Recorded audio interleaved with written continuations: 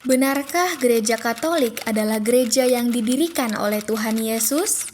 Benarkah Rasul Petrus adalah paus yang pertama? Saksikan penjelasan Alkitabiah berikut ini.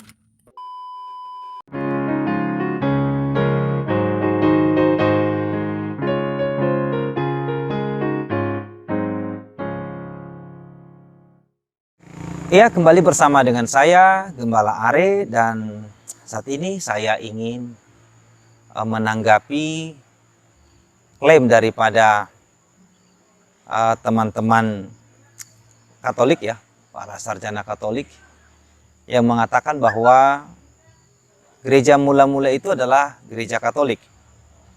Dan gereja Katolik adalah gereja yang didirikan oleh Yesus Kristus. Dan paus pertama itu adalah Petrus. Apakah benar demikian? Nah, kita harus mempelajari dari Alkitab, bukan kata orang, bukan klaim dari satu pihak atau siapapun. Berdirinya gereja tentu itu adalah dilatar belakangi oleh penolakan bangsa Israel terhadap Mesias yang datang. Itu Allah yang menjadi manusia atau Tuhan yang menjadi manusia, menggenapi apa yang dijanjikannya kepada Adam dan menggenapi apa yang dijanjikannya juga kepada Daud untuk mendirikan kerajaan 1000 tahun. Nah, pendirian kerajaan 1000 tahun itu seharusnya terjadi pada kedatangan Tuhan yang pertama, tetapi itu ditolak begitu ya. Akibat penolakan itu, maka Tuhan mengalihkan tugas tanggung jawab memberitakan Injil itu kepada gereja. Nah, pertanyaannya adalah, apakah benar gereja Katolik itu adalah gereja yang didirikan oleh Tuhan Yesus?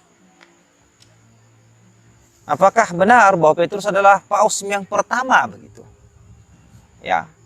Nah, benar saudara bahwa yang menjadi gembala pertama menggantikan Yesus adalah memang Petrus saat itu. Karena kalau kita baca dalam Yohanes pasal yang ke-21, memang Tuhan memerintahkan yang namanya Petrus untuk menggembalakan orang-orang yang sudah percaya kepada Yesus Kristus, yaitu murid-murid yang lain. Jadi gembala itu adalah yang mengawasi atau yang memimpin jemaat mula-mula. Tetapi Tuhan Yesus tidak kita lihat ya. Kita tidak baca dalam Alkitab bahwa ia mengatakan ia mendirikan jemaat Katolik. Nah, kalau kita baca misal Matius pasal 16 ayat 18 ya, dikatakan begini, dan aku pun berkata kepadamu, engkau adalah Petrus, dan di atas batu karang ini aku akan mendirikan jemaatku, dan alam maut tidak akan menguasainya. Kalau kita baca misalnya di dalam kitab Kisah Para Rasul yang menjadi kitab sejarah yang mencatat perjalanan para rasul dan berdirinya gereja di berbagai wilayah, mulai dari Yerusalem, Samaria, Yudea sampai kepada ujung bumi, kita tidak pernah menemukan ada namanya gereja Katolik. Ya, belum pernah kita menemukan ada yang namanya gereja Katolik. Yang kita tahu itu adalah gereja Antioquia, gereja Filipi, gereja Kolose, gereja Tesalonika, gereja Philadelphia, atau jemaat Efesus begitu ya, jemaat Tesalonika, jemaat Korintus. Kita tidak pernah ada mendengar jemaat Katolik.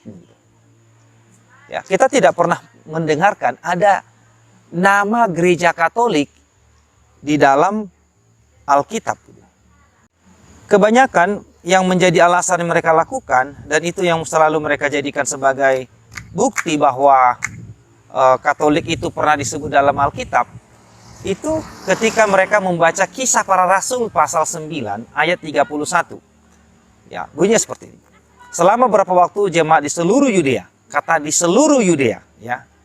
Ini dikatakan I mean on ecclesias kat holes. Lalu kata kat holes ini mereka katakan inilah gereja Katolik disebut. Padahal kat holes itu dari kata-kata dengan holes. Artinya menunjuk sebuah lokasi begitu. Di seluruh Yudea dan Galilea. Ya, jadi jemaat yang ada di Galilea ada beberapa, di juga ada, di Galilea, di Yudea juga ada beberapa gitu. Jadi kata Katholes itu menunjukkan di seluruh. Nah, berarti ada beberapa gereja. Tetapi tidak pernah dikatakan bahwa gereja itu bermerek gereja Katolik. Sama sekali tidak. Jadi pernyataan atau klaim daripada teman-teman Katolik yang mengatakan bahwa Tuhan Yesuslah yang mendirikan gereja Katolik, sama sekali itu tidak ada dasar. Tidak ada dasar biblisnya dan tidak ada dasar logikanya begitu. Mengapa saya katakan demikian? Kalau memang gereja Katolik itu adalah gereja mula-mula yang didirikan oleh Tuhan Yesus ataupun yang didirikan oleh Petrus, maka nama gereja itu pasti minimal disebut satu kali saja. Ini satu kali pun tidak pernah disebut. Baik dalam catatan Paulus, baik dalam catatan Lukas dalam Kisah Para Rasul, itu tidak pernah sekalipun disebutkan. Ya, tidak pernah sekalipun disebutkan. Kalau kita misalnya mengatakan gereja mula-mula itu Antioquia, ada. Filipi, Kolose, Efesus, Tesalonika, Akaya, Makedonia, Smyrna, Philadelphia, itu disebut dalam Alkitab. Dan gereja pada saat itu tidak berbentuk sinode.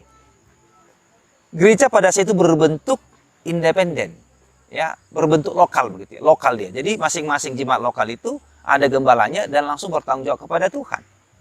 Tidak ada memakai sistem hierarki seperti yang ada saat ini di dalam Katolik begitu. Ya. Jadi klaim Katolik yang mengatakan bahwa gereja mula-mula itu adalah mereka, itu adalah klaim yang tidak punya dasar sama sekali. Ya, sama sekali tidak ada. Saya selalu tantang mereka, coba kasih tunjuk di mana dalam Alkitab nama gereja Katolik disebut. Tidak pernah. Gereja Roma jelas itu bukan gereja Katolik, ya. Sebelum Katolik berdiri, gereja Katolik pada abad keempat, gereja Roma itu sudah ada jemaat di Roma, tapi itu bukan jemaat yang sekarang ini gereja Katolik, sama sekali tidak. Jadi sekali lagi, klaim yang mengatakan bahwa gereja mula-mula itu Katolik, itu adalah klaim yang tidak bisa dipertanggungjawabkan karena tidak memiliki data Alkitab. Kalaupun ada katanya sejarah, itu sejarah yang direkayasa.